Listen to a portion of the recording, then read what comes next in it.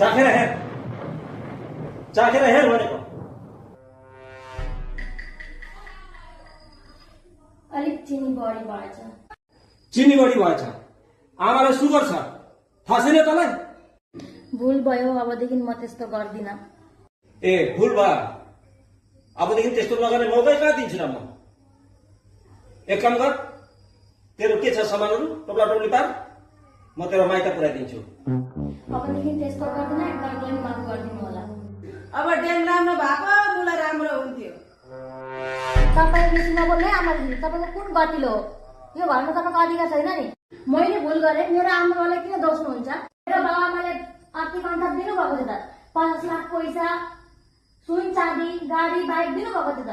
लु भयो, तेरो बाबा आमाले कुनै ठुलो उपकार गरेको छैन। अनि आमा तपाईँ के भएको? म त यहाँ 2 वर्षसम्म टिकेर बसिरहेको छु। तपाईँहरूको अत्याचार सुहारा। तपाईँहरूले पनि त मेरो आमा दिदीलाई मेरो भन्दा 3 गुणा बेसी दाइजो दिएर पठाउनु भएको। अनि खै त्यो दाइजो लिएर आउनु भयो त? बिहे गरेर लगेर 6 महिना पनि नटिकिकन यहाँ आएर बसिराख्नु भएको छ त।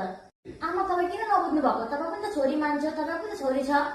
तपाईँको पनि त छोरीले त्यस्तै अत्याचार सहनु नसकेर आएर बसिराख्नु भएको छ।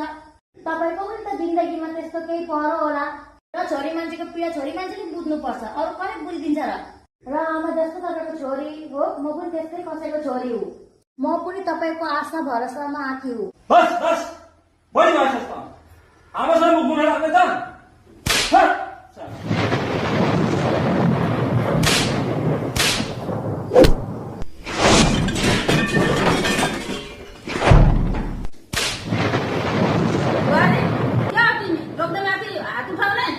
उठाउँछु म, मलाई 1 खाने भने म 2 उठाउँछु।